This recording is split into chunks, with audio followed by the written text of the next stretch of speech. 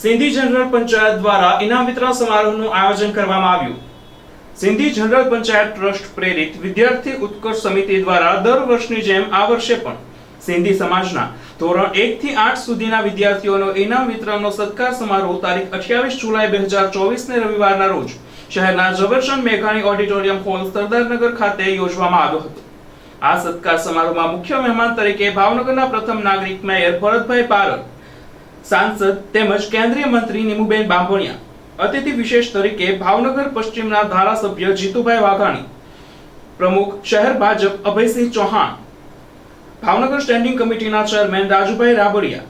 પ્રાથમિક શિક્ષણ સમિતિના ચેરમેન નિકુંજભાઈ મહેતા તેમજ અધ્યક્ષ પદે કનુભાઈ છગનાની પ્રમુખ સિંધી જનરલ પંચાયત સહિતના અનેક મહાનુભાવો, સિંધી સમાજના તમામ પંચાયતો, સંસ્થાઓના આગેવાનો, વાલીઓ તેમજ વિદ્યાર્થીઓ મોટી સંખ્યામાં ઉપસ્થિત રહ્યા હતા. શ્રી પાયલબેન ડોક્ટર પાયલબેન પધારશે અને ત્યાં એક મોમેન્ટ સાલ અને પુષ્પ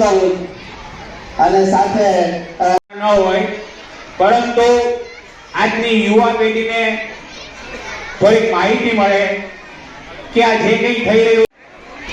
જય શ્રી રામ, જય શ્રી રામ, જય જય શ્રી રામ. આમ તો વિદ્યાર્થીઓનો ઇનામ વિતરણ છે એટલે પરિશ્રમ છે, કેટલા લોકોનો બલિદાન છે. થોડી એવી વાત કરી ને હું મારી વાણીને વિરામ આપી. 1990 માં એ યાત્રા જ્યારે શરૂ થઈ આદરણીય અડવાણીજીની અગવાનીમાં, ત્યારે સમસ્ત હિન્દુ સમાજમાંથી ખરેખર કહે છે કે यूं नहीं मिलती आजादी, यूं नहीं मिलती आजादी, तो पानी की तरह बहाना पड़ता है અને આઝાદી બરકરાર રહે એ માટેનો એક અવસર અને ભારતીય સંસ્કૃતિ કાયમ માટે રહે એવા પ્રયત્નમાં જોડાય ભાઈ શ્રી કમલાણી સાહેબનો પણ હું અત્રે મહેમાન શ્રી